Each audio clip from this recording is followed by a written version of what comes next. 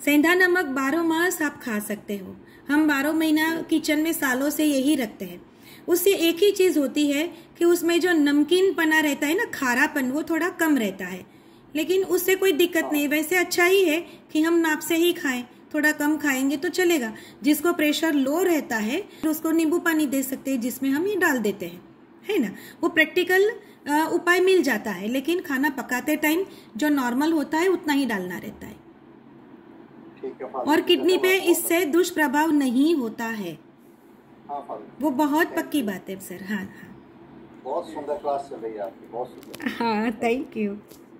चलिए आप एक फीडबैक दीजिए ऐसे ही कि कितनी अच्छी लगी क्लास, किसको क्या नॉलेज मिला।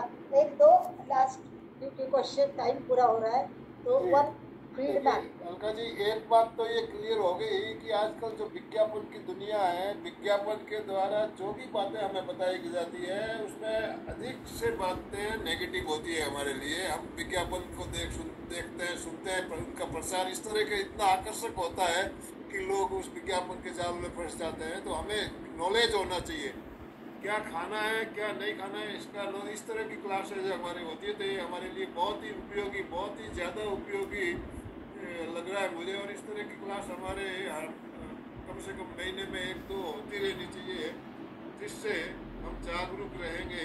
ये मेरा जहाँ तक मैं समझ रहा हूँ ये बहुत ही उपयोगी क्लास लग रही है हमारी।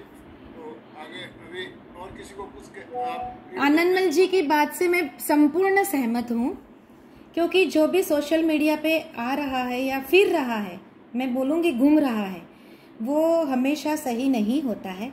और इसीलिए अपने ये जो सेशन है, ये उसका नाम ये रखा है कि आयुर्वेद शास्त्र सम्मत आहारचर्या।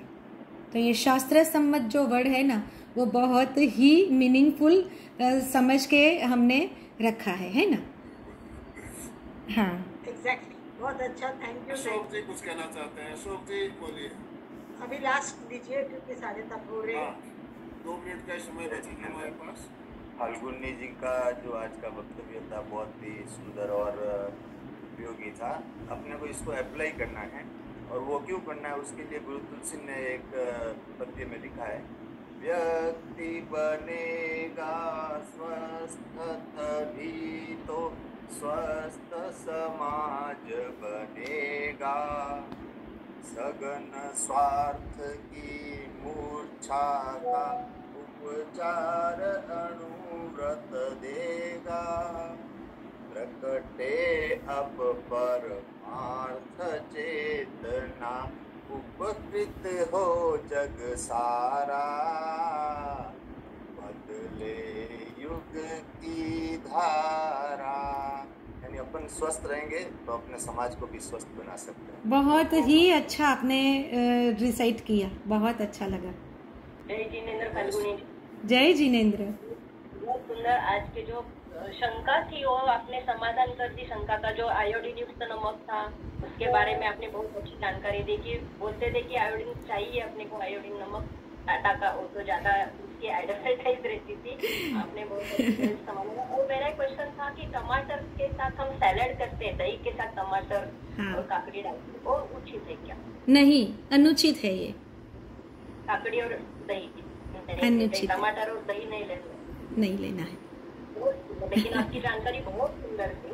हम पर्सनल नंबर देके आपसे, क्योंकि मुझे थायराइड के बारे में पूछना ही है, मैं ले लूंगी आपसे। बहुत धन्यवाद। Thank you sir. बढ़िया बढ़िया, बहुत सुंदर। आप अपना फीडबैक दीजिए पहले। आप बहुत ही सुंदर सेशन रहा आज का। Doctor Falguni madam, congratulations. बहुत ही अच्छी, बेनिफिशियल और अप्लाइड पार्ट है। वो एरिया अलग और अप्लाइड पार्ट अलग होता है। तो अप्लाइड पार्ट में बहुत महत्वपूर्ण बातें बताई है, और जितना भी आपने बताया वो हमारे लिए निश्चित रूप से बेनिफिशियल है। आगे भी आपके सेशन में अलग अलग बातें निश्चित रूप से मिलेंगी। और प्रकृति से हिसाब से जैसा वात कफ पित्त आपको बोला जाता है, तो आयुर्वेदा में तो उसके हिसाब से खाना होना चाहिए। आपकी प्रकृति कैसे है उसके अनुसार, जैसे जमीन देखते हम बीज रोते हैं, तो उसी प्रकार से हमारी जमीन कैसी है उस पर निर्भर होता है कि हमारा खाना, हमारा डाइट कैसा होना चाहिए। बिल्कुल सही पकड़ा आपने।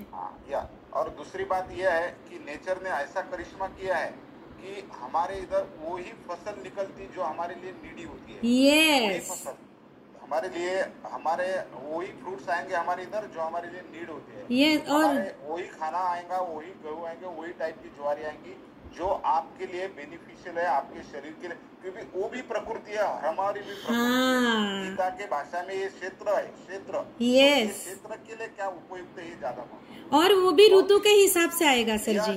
जिस ऋतु में जो चाहिए वो ही ईश्वर हमें देता है। एग्जैक्टली। हम क्या करते हैं अभी फॉरेन के फ्रूट्स खाते, ये खाते, वो हमारा डाइट नहीं है, वो नहीं, वो हमारी प्रकृति के हिसाब से प्रॉपर ही नहीं है।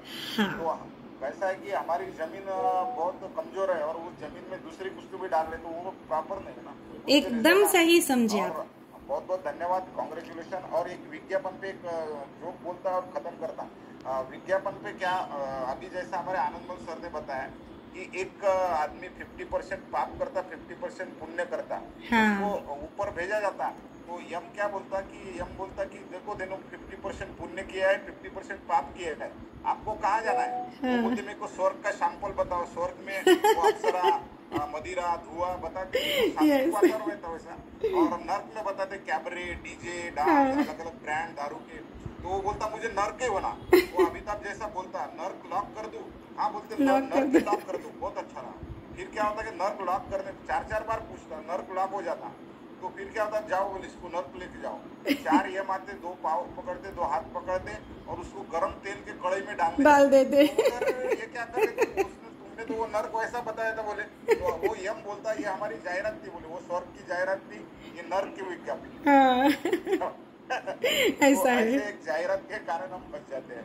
तो बहुत बहुत धन्यवाद। आनंदमल सेठिया सर ने बहुत प्रॉपर बताया। ये जो ऐड बताए थे ना, उसके कारण हमारे दिल में, हमारे बच्चों के दिमाग में अलग अलग जाता है। यस यस, बहुत बढ़िया, थैंक यू।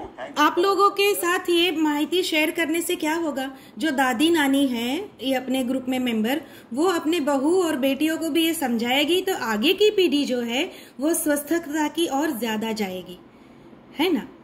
वो आज की जगह टीवी ने ली ना अभी। हाँ, लेकिन फिर भी रेपो बनाना है और बन सकता है। हाँ, और कहीं कहीं है तो उसको रिस्टार्ट करना है ना।